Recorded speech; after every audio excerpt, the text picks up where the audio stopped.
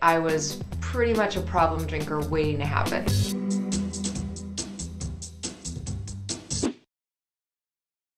Hi, I'm Stephanie Wilder-Taylor from babyonboard.blogspot.com.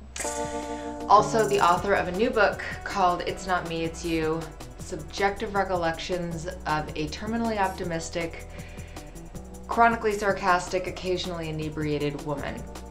But as some of you might know, I recently quit drinking, and that's what we're going to be talking about today, is women, moms, and drinking. And what are some of the signs that you might be drinking too much?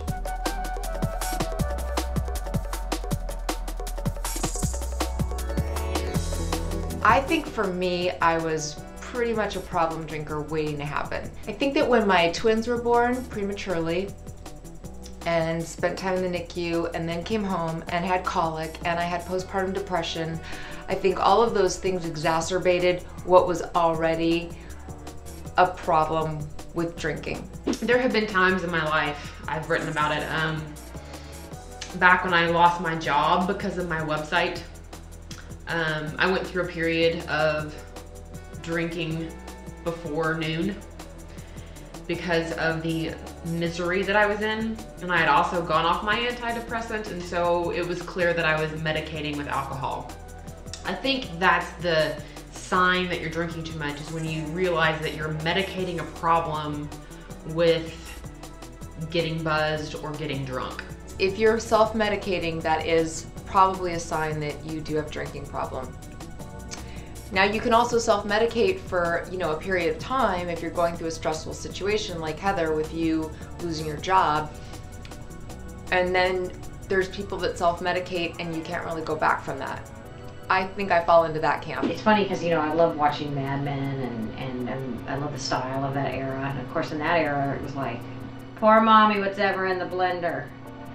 And in a way we've, I feel like there's a little bit too much in general in society of pathologizing so many behaviors, So I certainly would hate it if my glass of rosé in the summer, which I probably have, I don't know, maybe 4 times a week, it gets to be a problem. I think it's a huge topic, a really good one to actually talk about with your girlfriends over a glass of wine. Just kidding. But here's how I feel about the whole alcohol thing in my life. I look at it as sort of my treat. My dog gets a treat, my kids get their treats. I get a little treat. It's my treat. And maybe it's like 3 times a week that I get, to have a little glass of wine and have my treat. I get a lot of emails from moms asking me what I think the signs are of a drinking problem. Do I crave a drink at a specific time of day? For me, that answer was yes, 6 o'clock. And actually it started at 7:30, then it went back to 6:45, then it was, if I could just make it till 6, I'd be good.